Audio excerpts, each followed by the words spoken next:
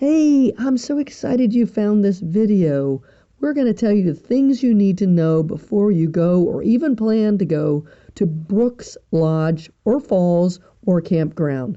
Brooks Falls is located in the south corner of Alaska and Katmai National Park.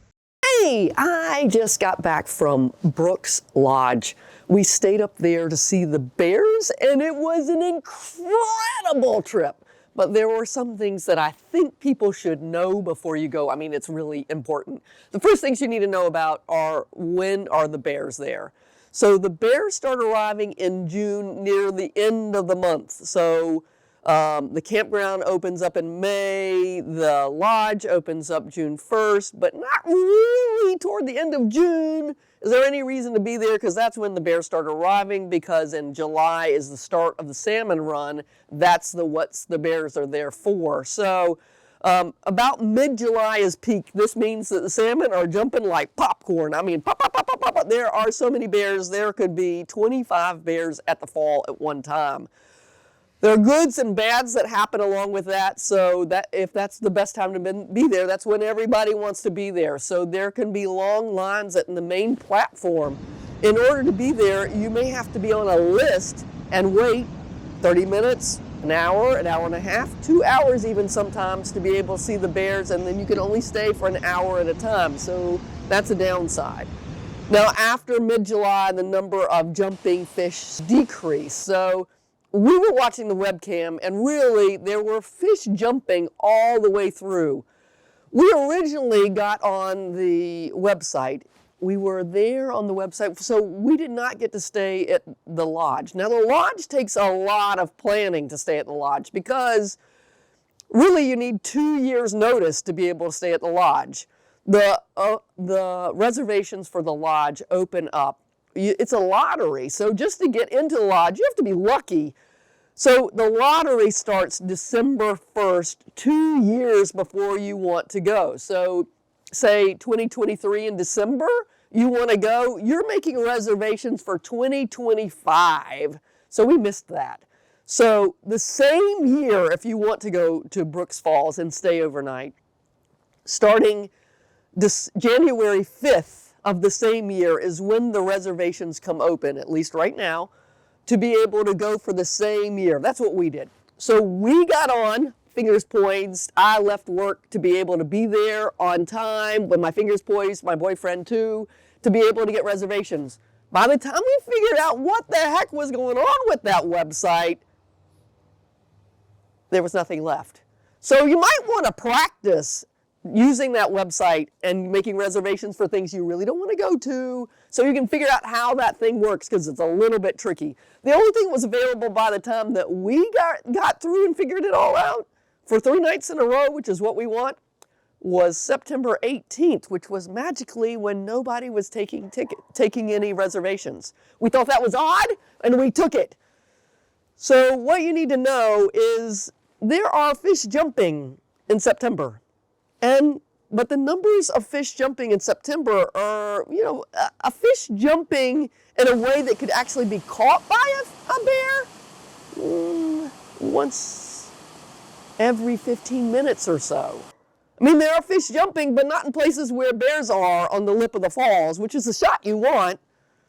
I mean, there are fish being caught about every 5 minutes, but not on the lip. And instead of 25 bears there at the falls, there are 1 to 8 bears on the falls. So it's a really different experience if you go. Now, one of the things we found out when we were, 2 weeks before our trip, September 18th, to go, is I started checking into, how's this going to work? Because we'd already found out that the lodge is only open from June 1st to September 18th. I found this out about 2 weeks before our trip. We already knew that, so first thing you need to know is that the flights to get to Brooks Lodge, they're only running June 1st to September 18th. So if you want to go up there after those dates or before those dates, it's more likely that you're going to have to charter your own flight. Yeah, that's what I said. You have to charter your own flight. It's about $1,000 to charter your own flight to get out there. Now, somebody else might add in with you, maybe, but in order to guarantee you're going to get there, you got to charter your own flight. That's a round trip $1,000, which we were able to suck it up. But as I started checking out the information 2 weeks before our trip, we found out little details like when the lodge closed, that free meal, well, not free meal, that meal that was going to be cooked for you is no longer available. We were ready to suck that up. But, little detail, the electricity that runs the lodge is not running anymore. So there's no electricity to give you potable water. Right. So without potable water, we'd have to take our own water or filtration system. That's a problem. And without the electricity to run the water, there's not electricity to run the electrical fence that goes around the campground. So the campground has this electric fence around, so you have to make sure that you open and then close the gate back. And if anybody leaves it open, you're supposed to close it anyway. So now there's no real good barrier between you and the bears other than their memory that that fence was electric. So that's a problem too. So there's no meals at the lodge. There's no potable water. Well, I called about the rangers, and you see there's a problem. The rangers are not staffing there anymore. So if there's a problem with the bears, there's no ranger to help take care of them. So that's a problem too. And then we were checking about cell phone coverage. So what if we had a problem? There ain't no cell phone coverage up there and no internet coverage up there. So I called my flight people that we set up our flight with, and I said, what happens if we have a problem and we need to pick you up early, or you have a problem and you can't fly and come and get us? He said, the flight will come when it's supposed to come and it won't come any earlier. And if it's delayed, we expect you to sit and wait for us until we can come. I said, okay. So we decided, oh no, we can't do this flight. We can't go at the end of September. So the first thing you want to know is you want to go when the lodge is open. What we ended up doing, and what you can do too, and this is the important hack we've gotten so far, and we're just now getting to a really important hack, is people have to plan this trip so far in advance that they cancel at the last minute. So 2 weeks before our trip, we were able to just put together with cancellations on the website by checking it obsessively, like multiple times a day. We were able to get 3 nights together earlier in September when the lodge was open. So that worked out perfectly. So the things you need to know is the lodge is open June 1st to September 18th. In order to get into the lodge at $850 a night, you need to be able to book that 2 years in advance. And if you want to camp, you need to book that January 5th when those dates come open. You need to be poised. If you can't get sites, then start looking for cancellations because they're going to come open. But you need to be able to plan your trip with short notice. So the other things I want you to know is that it's important to get your flights with Katmai Air. So there are 2 ways to get to Brooks Camp. You can fly. You can do a direct flight from Anchorage. It's about $1,350 to be able to fly directly from Anchorage to Brooks Camp. Those book up pretty quickly, and those people are going for day trips. Or you can fly and go to King Salmon and then go to Brooks Camp. That's what we ended up doing. And I recommend if you go to King Salmon that you go and spend the night there so you can take the first flight in the morning and be able to go then on into Brooks Camp. I recommend going with Katmai Air because Katmai Air is associated with the people who run Brooks Lodge. So they are invested to get their people that are paying $850 a night to their lodge. So they're not going to cancel willy-nilly. So I recommend booking with Katmai Air to be able to get there because they're less likely to cancel. The other way you can get there is by water taxi. So the flight from Anchorage to King Salmon is, and that's, you can't, the number one you need to know is you can't drive to King Salmon and you can't drive to Brooks Camp. There are no roads to get there, so you have to fly. So the flight from Anchorage to King Salmon is an hour to hour and 20 minutes. It's offered by Raven Air or Alaska Airlines or Katmai Air. So you want to make sure that you fly to King Salmon and again stay overnight in King Salmon. We stayed at the Antler Inn. Now I really recommend the Antler Inn because once you get to King Salmon, there's only a local carrier for telephone coverage. So you're unlikely once you get there to have cell phone coverage, to be able to call any place to come and pick you up. So you want to be able to stay at some place nearby where the flight comes in at King Salmon. We stayed at the Antler Inn, which was kind of hard to find, but really is just down the road from the airport terminal at King Salmon. So the things you want to know about the flight from Anchorage to King Salmon. There's a weight limit of 60 pounds, and it's $1.75 for every pound that you are over on the flight going to King Salmon. Now, the other thing you want to know is that when you fly from King Salmon to Brooks Lodge, the weight limit is 50 pounds, but there's only a 35-cent charge for every pound overage. You want to book both of those flights together, and that's going to run you about $1,000. You need to know that the flight from King Salmon to Brooks is a small float plane, and you have no storage space in the overhead bin. They're going to weigh you when you get there. They're going to weigh you, and they're going to weigh your gear. And it is a problem if the plane is overweight. So what may happen is that if you have too much weight, your luggage will be bumped to another flight later. That they might do one flight where they have only luggage and they take that. So you just need to know that if you don't keep your weight of your gear and you to the right weight, they might bump your gear. Our gear almost got bumped.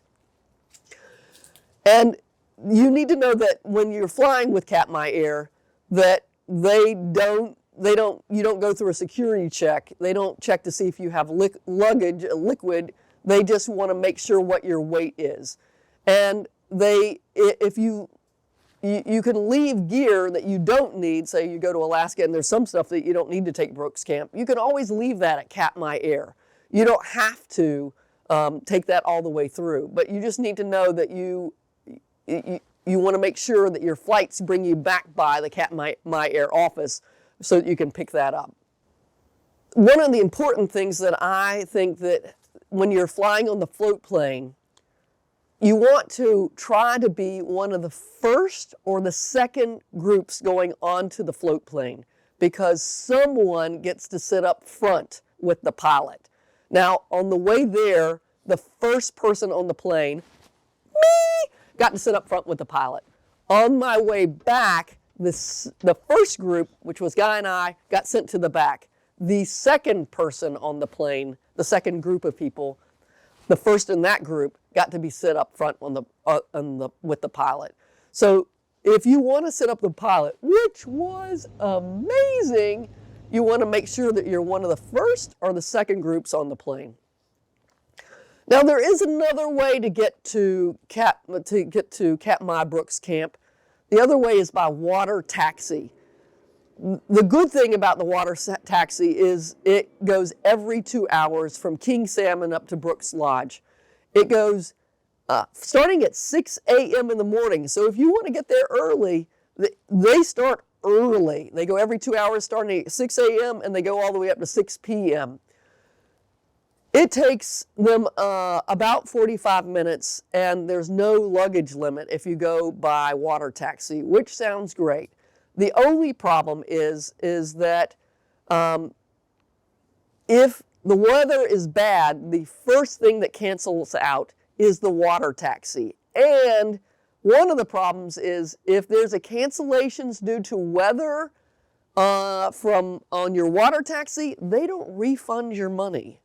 So you want to make sure that you have travel insurance so that you don't end up owing all the money for that water taxi.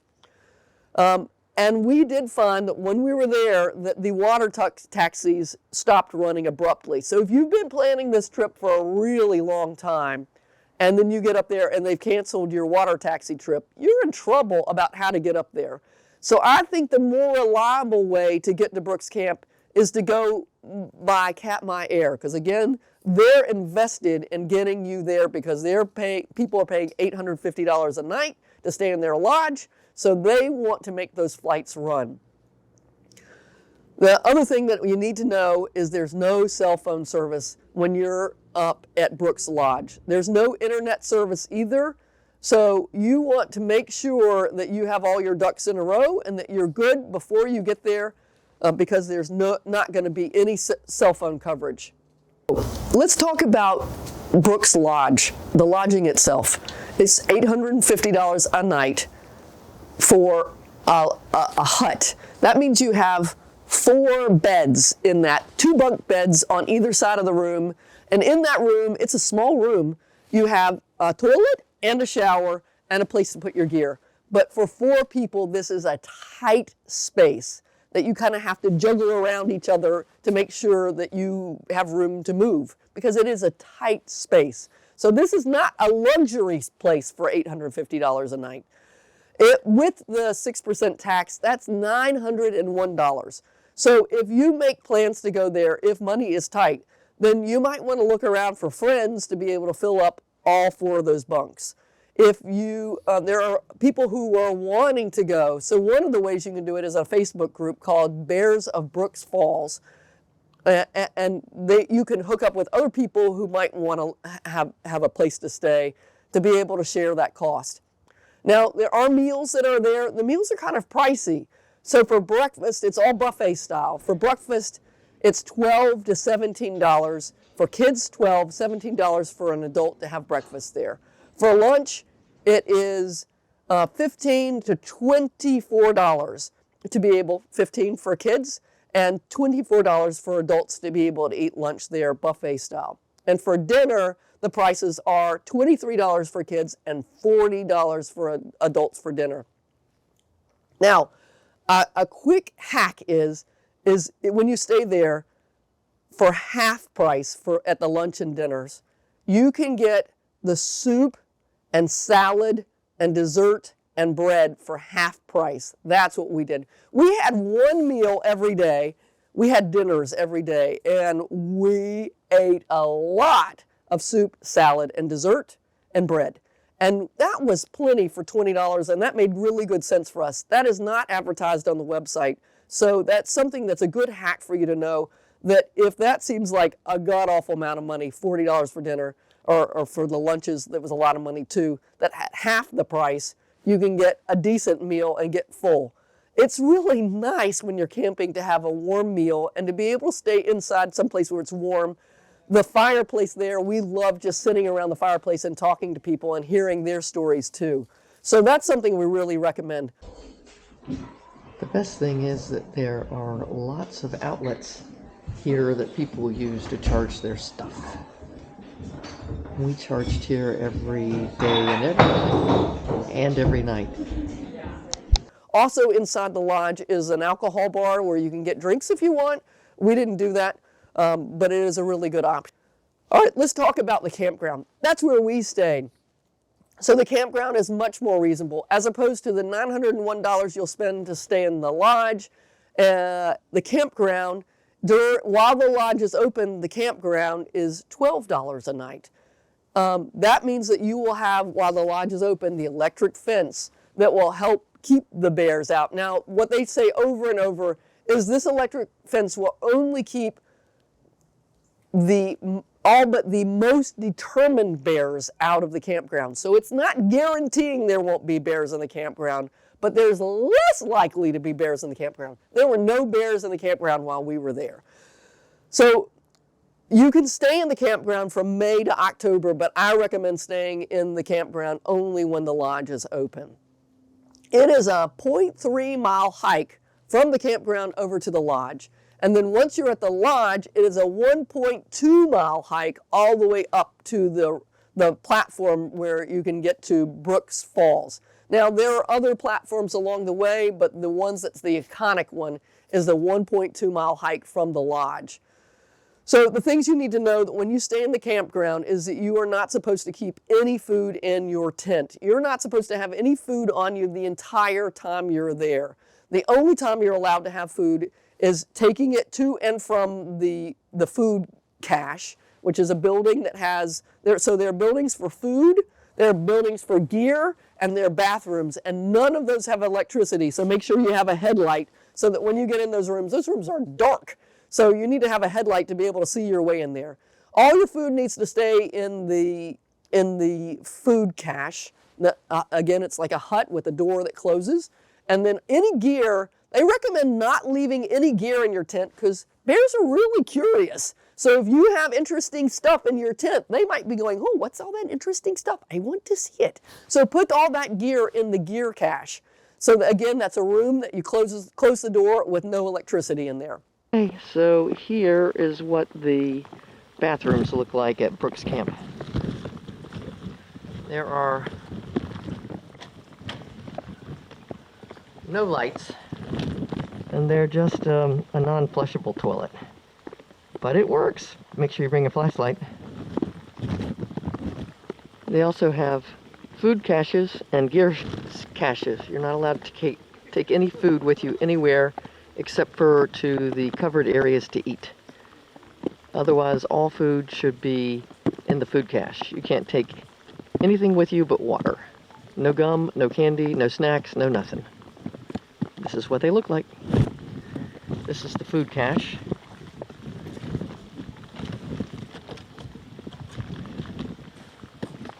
Now, this one is fairly empty. Most of them are pretty full. So you've just got shelves to put your stuff.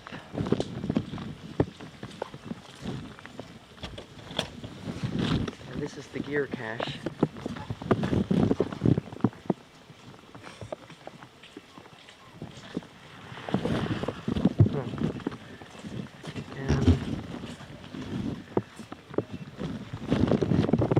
See, the gear cache is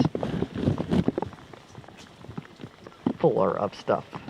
In fact, where we were staying at the campground, it was slam-packed full of stuff. The bathrooms have no electricity. It's not a flush toilet. It's a sit on the toilet and stand up and walk out toilet. So no electricity in there, so you're not going to be able to dry your hair. There are no showers in the campground. However, a good hack is there is a at the lodge, there is a bathroom there that has electricity and it has showers. You have to pay for the showers with tokens, but you can get a hot shower there right behind the lodge. It's a great hack to know.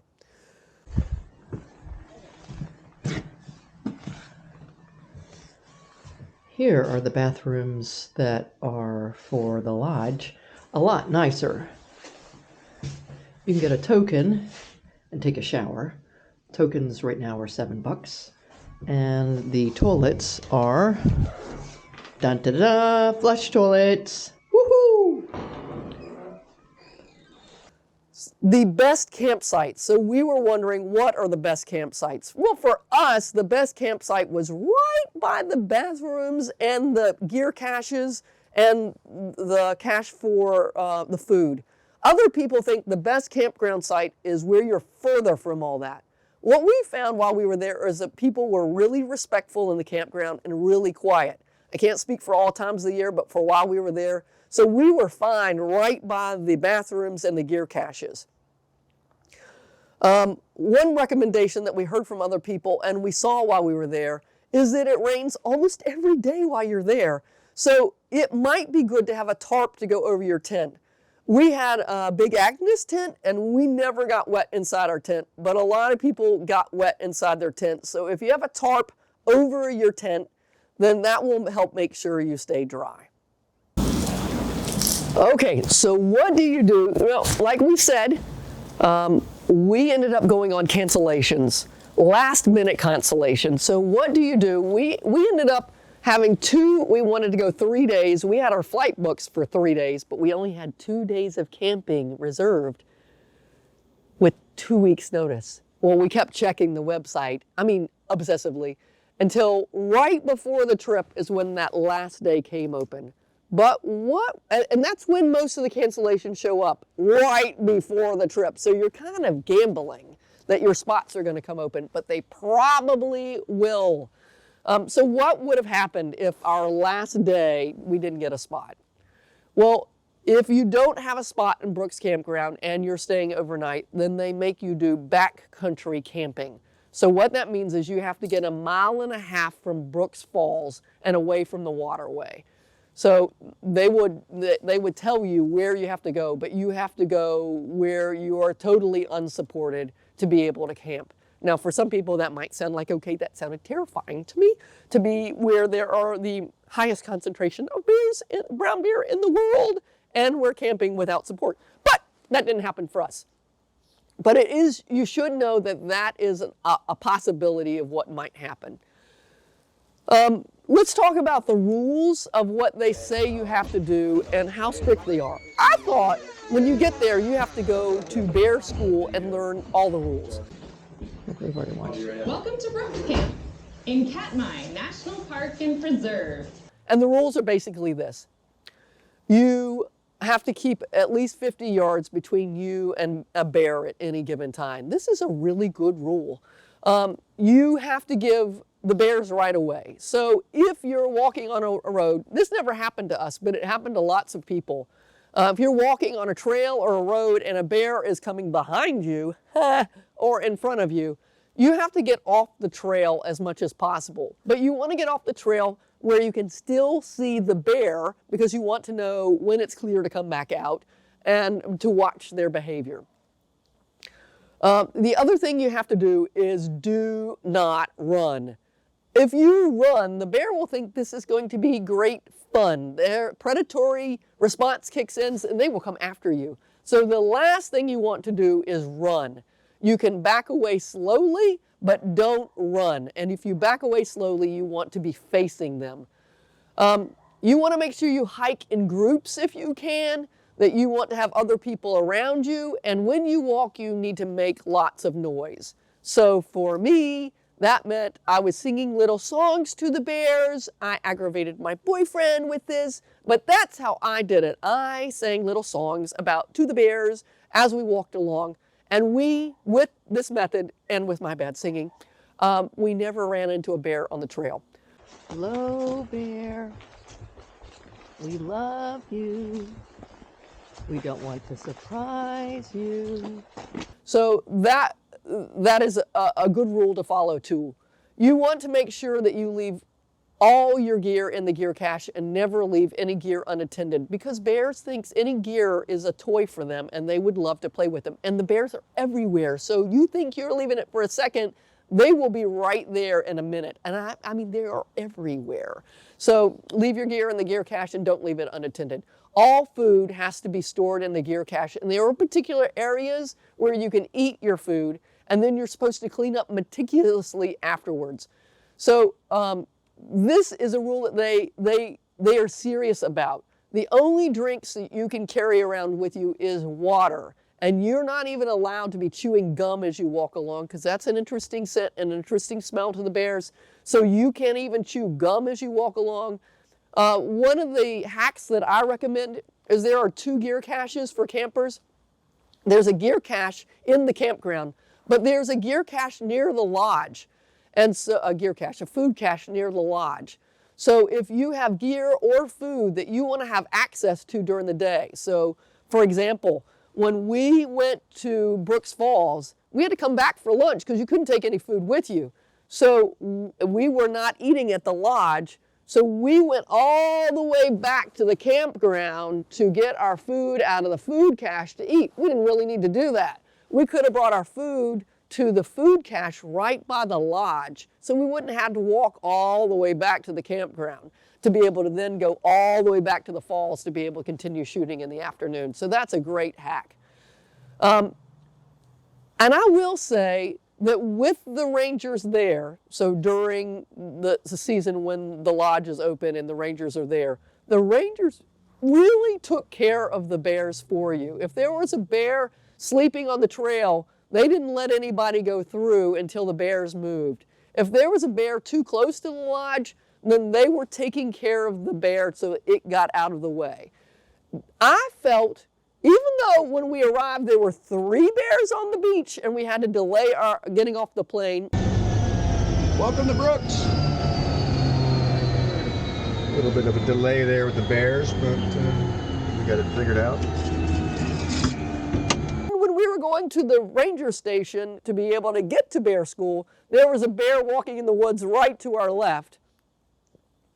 I felt relatively safe while I was at Brooks Camp. This is an important thing to know because I was terrified going, well, nobody has died this year. In fact, at the campground, or the lodge, there's never been anybody die there. There have been people who are doing backcountry camping who were not doing any of the recommended things, that 2 people who had died, but those are well documented. You're going to be, if you follow the rules, you're going to be relatively safe at Brooks Camp.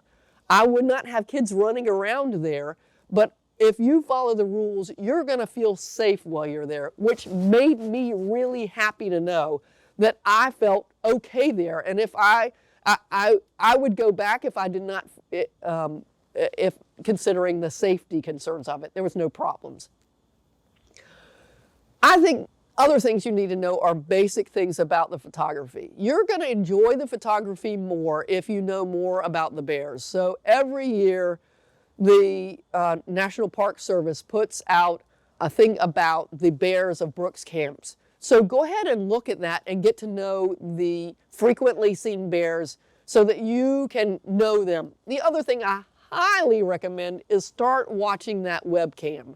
There's a webcam that's at Brook Falls, at Riffle Falls, and at the lower platform, and there are chats. There are people on the chats who know so much about the bears, even when there's not one that's one of the ones with the park rangers talking. And they know who all those bears are. And you can start learning the personalities of the bears and where they like to fish and what they like to do. And it makes it so much more fun to know, oh my gosh, that's 747. Oh my gosh, look at Otis in the office. This makes it so much fun to be there when you know who the bears are. So I highly recommend that. The things that you want to know in terms of actually photography is it's more likely to be crowded from 10 o'clock to 4 p.m. That's one of the reasons it's good to stay at Brooks Camps, because you can go to the platforms before 10 and after 4 and really not have that many people at the platforms. When we were there in September, we never had to go on a wait list. We were always able to go right up to the falls and shoot. Now, sometimes the platforms were full, but we were always able to squeeze in. And by waiting for a little bit, we were always able to get to the lower of the 2 platforms to be able to get closer to bears to shoot. So that is what I would say is a positive for going in September. There were fewer fish jumping and fewer bears out on the platform, out on the falls. But I would highly recommend September. I thought it was a fantastic time to go. Now, one of the things you need to know is that early in the morning, the way the sun comes up, you are shooting toward the sun. So it's not as good a photography as later in the day. We had problems with foggy lenses while we were there.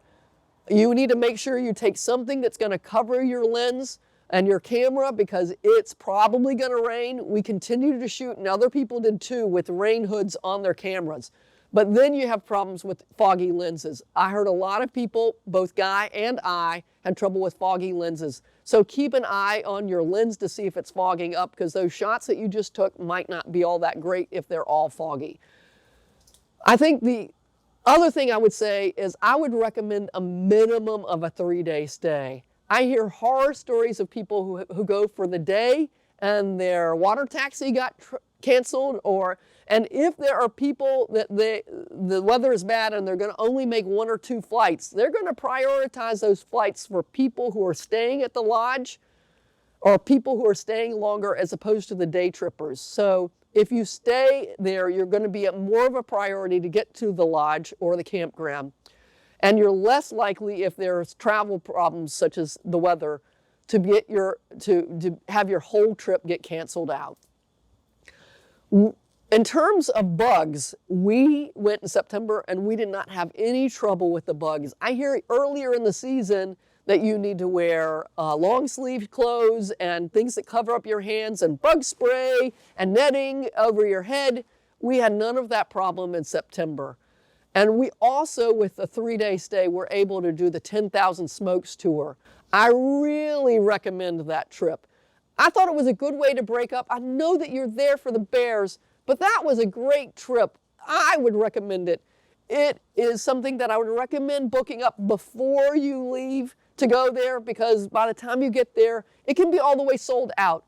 And I recommend doing it earlier in your trip than later, because if it rains, that trip can get canceled, and that way you will have another chance to rebook later. Now, the other trip that we did was we got a Brooks River Corridor Pass. Now, the Brooks River Corridor Pass allows you to leave the area where all the photographers are, and it allows you to go out to the river river itself within 50 yards from the water's edge on either side of the banks. And there are paths that can take you out to do that. You just need to know that this costs $6. It's actually free, but the booking fee is $6. And that lasts for 7 days and allows you to have more access to the river. Of course, that meant you had to be more brave because you were not in the protected platforms where you shoot otherwise. And it also means that you need to make sure that you're at least 100 yards from any other groups and at least 50 yards from any bears. Now, I had some people say when I was reading reviews of this that it was hard to follow those rules and be anywhere because there was bears everywhere and there were other groups. For us, what it meant is that we had access to areas that other people didn't. We went along the road further down from the lower platform where it was nice and open. We never got brave enough to go by the Riffles platform. There's a path that goes that way. We were chicken. But when we talked to the rangers, they said one of the things you can do is befriend the fishermen. There are a lot of fishermen there who are there with waders on and they go out. And that if you don't feel comfortable, you can traipse along with them because they do that a lot. And if you're in groups, you're safer. The other things that I think that is important to know is that I saw one person in a wheelchair there. The lodge is wheelchair accessible, and so was the bathrooms. So I know that the float plane is not handicap accessible. But I believe that the water taxis are more accommodating. So if you have some mobility issues and need a wheelchair while you're there, there are options to be able to take care of your needs. These are the things that I can think of, having just come back from Brooks Lodge, that I think are important to know. I hope this video was really helpful for you, and I hope you have a fantastic time at Brooks Lodge and Brooks Camp. We had a blast. Thanks a lot, and we'll see you next time. Bye-bye.